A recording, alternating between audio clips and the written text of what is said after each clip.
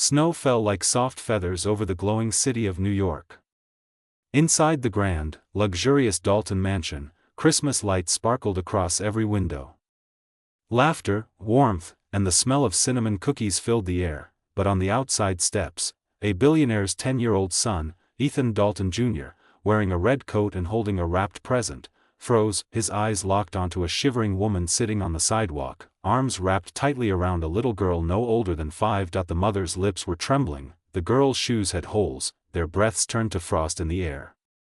And before the guards or even his father could stop him, the billionaire's son stepped off the stairs, walked straight toward the freezing strangers, and what he did next made every witness gasp. This moment, on a single, snowy Christmas Eve, would change 3 families, tear down a billionaire's walls, reveal a hidden truth, and prove something the world often forgets. Sometimes it's the smallest hearts that shine the brightest. Ethan Dalton Sr. was one of the wealthiest men in America.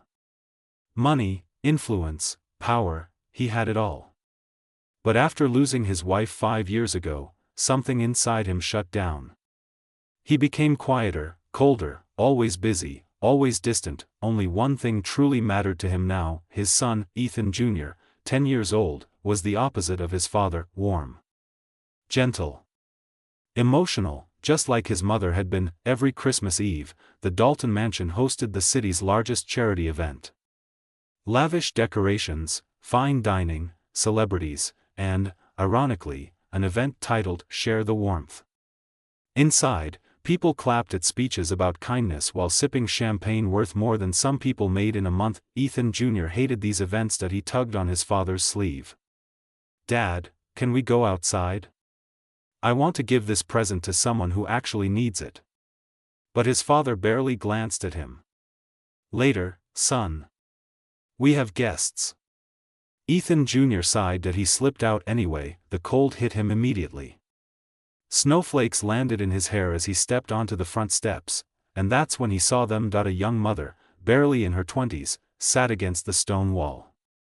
Her clothes were thin. Her face was pale.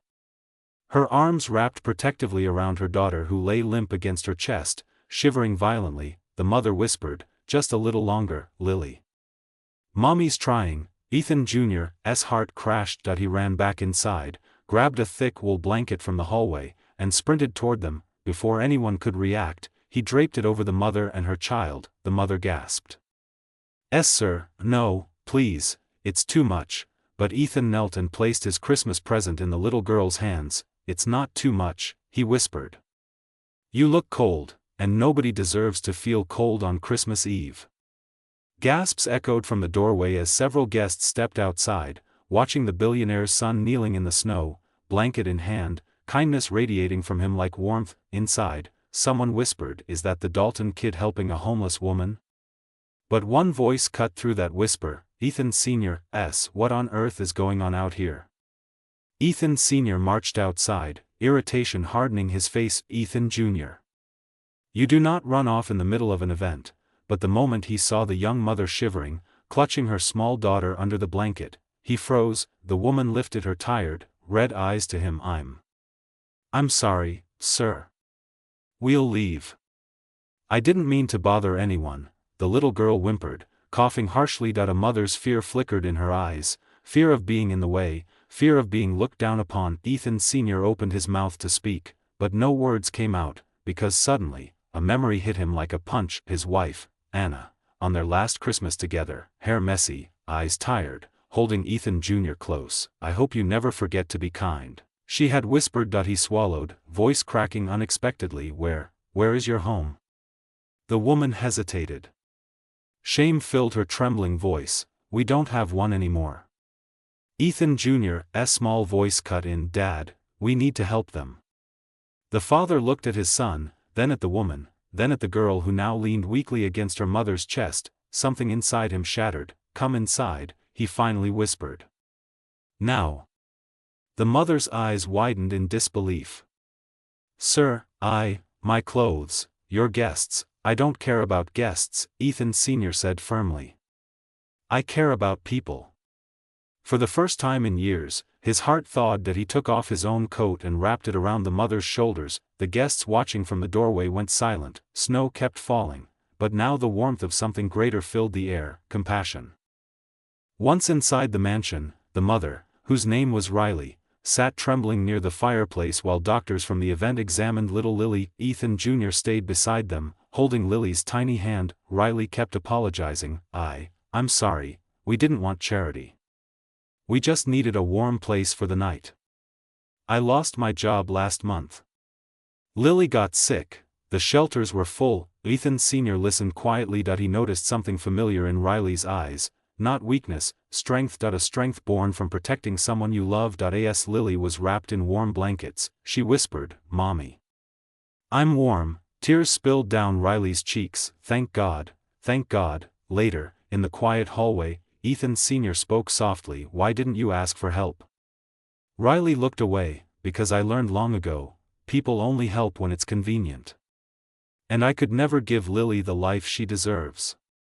Her words pierced the billionaire's heart, because for the first time, he realized he had been living the same way, safe. Closed off. Emotionless, afraid to let himself care, Ethan Jr. tugged Riley's sleeve gently. "Miss Riley, can you stay with us tonight? Just so Lily can get better?" Riley blinked fast. "No, sweetheart, we couldn't possibly," but Ethan Sr. interrupted softly, "You can." Riley looked at him. "Why? Why help strangers?" The billionaire inhaled deeply. "My wife, she used to say that Christmas Eve is the one night when the world deserves extra kindness. I lost her, but my son reminded me of who I used to be." Riley covered her mouth, overwhelmed. Ethan Sr. finished quietly, "Let me help you. Not for show. Not for pity. Because you deserve more than surviving." And with that, a new kind of warmth filled the Dalton home. Morning arrived with golden sunlight touching the mansion windows. Lily woke up laughing, warm, fed, safe. Riley cried when the doctor said she would recover fully with proper care. Ethan Jr. proudly gave Lily a tiny bell necklace from his late mother's drawer. "It was hers," he said softly. "She would have wanted you to have it." Riley broke down sobbing, but the biggest surprise came when Ethan Sr. invited her into his study. He handed her a folder. A job offer. An apartment key, health coverage. A plan for a new life. Riley shook her head in disbelief. "Why are you doing this for us?" The billionaire smiled, a real smile, small but genuine. "Because my son reminded me of something I forgot." He glanced at Ethan Jr., who was happily playing with Lily near the fireplace. "In the end, the greatest wealth isn't money. It's the lives we touch."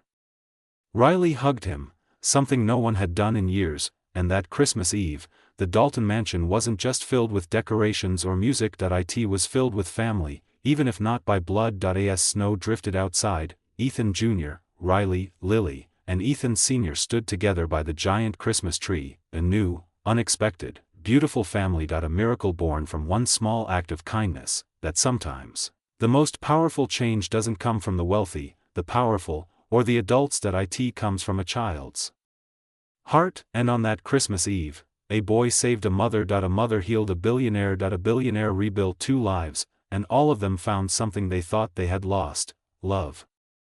Christmas Eve ended not with luxury, not with wealth, not with grand gifts wrapped in gold ribbons, but with something far more powerful, a reminder that humanity is the greatest treasure a heart can carry. When a billionaire's son stepped out of the warmth of privilege and into the cold to help a struggling mother, he proved that compassion does not come from status. It comes from choice. It comes from seeing someone's pain and refusing to walk away. That night, the snow kept falling, but so did the walls people build between the rich and the poor. A child's act of kindness softened a billionaire's heart, changed a family's future, and reminded everyone watching that miracles don't always come with shining lights or heavenly voices. Sometimes, miracles appear in a shivering mother holding on to hope, a little boy with a heart bigger than his father's fortune, and a man finally realizing that wealth means nothing if it isn't shared. In the end, Christmas wasn't about money. It wasn't about gifts or status. It was about second chances, about unity, about remembering that every life carries dignity, no matter the circumstances. And as the billionaire watched his son hold the woman's hand, offering warmth without hesitation, He saw the version of himself he wished he had been for years. He saw goodness. He saw courage. He saw love, pure and unquestioning, and for the first time in a long time, he understood that generosity is the only investment that never fails. So he made a quiet promise, to himself, to his son, and to the world. Tonight, I won't just change one life. I will change many. Because when one heart opens, others follow, and that is the real spirit of Christmas, a simple act of kindness that echoes into a lifetime. May we all remember, the smallest gesture can spark the biggest miracle, and you never know whose life you might change, or who might change yours.